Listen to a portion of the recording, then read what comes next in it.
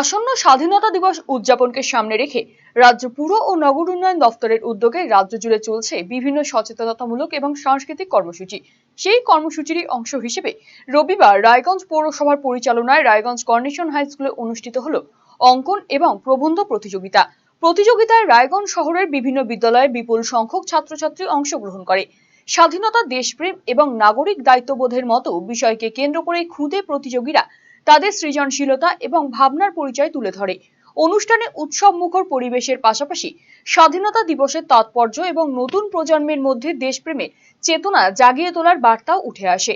এদিনের অনুষ্ঠানে উপস্থিত ছিলেন রায়গঞ্জের বিধায়ক তথা রাজ্যের মন্ত্রী কৌশিক চৌধুরী, রায়গঞ্জ পৌরসভার পৌর প্রশাসক তথা মহকুমা শাসক তন্ময় বন্দ্যোপাধ্যায়, পৌরসভার এক্সিকিউটিভ অফিসার মদন মণ্ডল, রায়গঞ্জ কর্নেশন হাই স্কুলের প্রধান শিক্ষক কালীচরণ সাহা, বিদ্যাচক্র হাই স্কুলের প্রধান শিক্ষক অভিজিৎ দত্ত সহ পৌরসভার অন্যান্য আধিকারিক এবং বিশিষ্ট ব্যক্তিরা। অনুষ্ঠানে উপস্থিত অতিথিরা প্রতিযোগীদের উৎসাহিত করেন এবং বলেন, এই ধরনের উদ্যোগের মাধ্যমে শিশু কিশোরদের মধ্যে দেশপ্রেম, সৃজনশীলতা এবং সামাজিক দায়বদ্ধতার বোধ আরো সুদৃঢ় হবে। স্বাধীনতা দিবসের প্রাক্কালে এমন আয়োজনকে স্বাগত জানিয়েছেন অভিভাবক এবং শিক্ষকেরাও। আগামী 15ই আগস্ট ভারতবর্ষের স্বাধীনতা দিবস। সেই দিনটিকে মাথায় রেখে পশ্চিমবঙ্গ সরকারের নগর উন্নয়ন দপ্তর থেকে একটি ভাবা হয়েছে, যেটা গোটা পশ্চিমবঙ্গের যত মিউনিসিপ্যালিটি এরিয়া আছে সেখানে বাচ্চাদের মধ্যে ছবি আঁকা এবং প্রবন্ধ লেখা, এই দুটোর একটা প্রতিযোগিতা হচ্ছে। তো রায়গঞ্জ মিউনিসিপ্যালিটির ব্যবস্থাপনায় আজকের এই রায়গঞ্জ শহরের কার্যক্রমটা আজকে আমাদের সবার প্রিয় রায়গঞ্জ কর্নেশন উচ্চ বিদ্যালয়ে হয়েছে।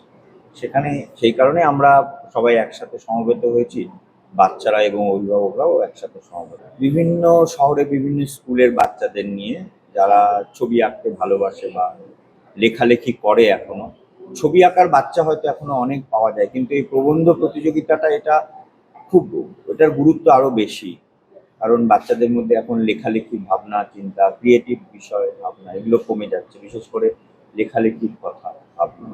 তো সেদিক থেকে প্রবন্ধ প্রতিযোগিতা যেটা হলো সেটার গুরুত্ব অনেক বেশি।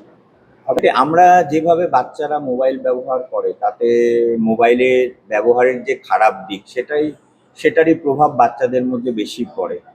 তো এখন গোটা পৃথিবী জুড়ে সবাই স্ক্রিন টাইম বলে একটা শব্দ এসছে।